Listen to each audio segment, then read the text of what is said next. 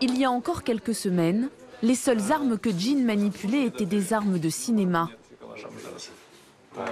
Dis-moi, est-ce que tu peux me changer ma Kalachnikov?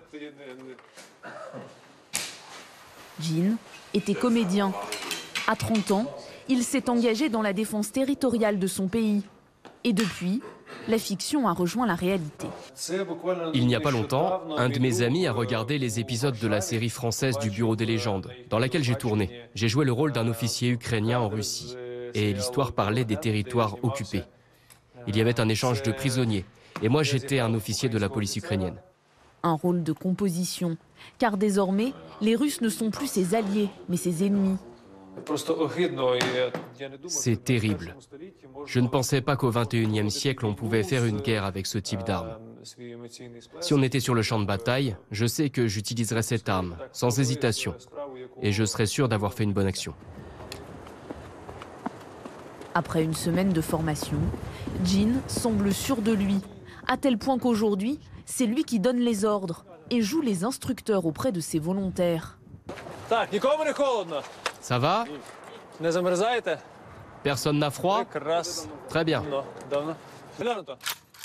Ce jour-là, à une vingtaine de kilomètres de la ligne de front dans la banlieue de Kiev, ils sont une dizaine à suivre l'entraînement.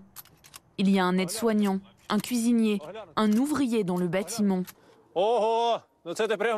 Allez, go! Là, t'es sorti. On voit tes coudes, tes pieds. Cache-toi bien.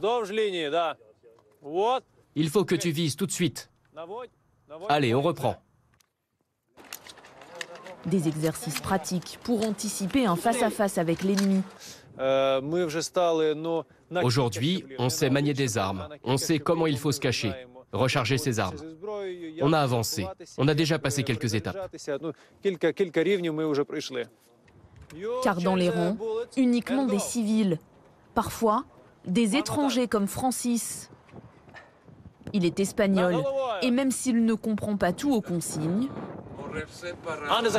Au-dessus de la tête. Là, au-dessus. Il est venu se battre contre les Russes.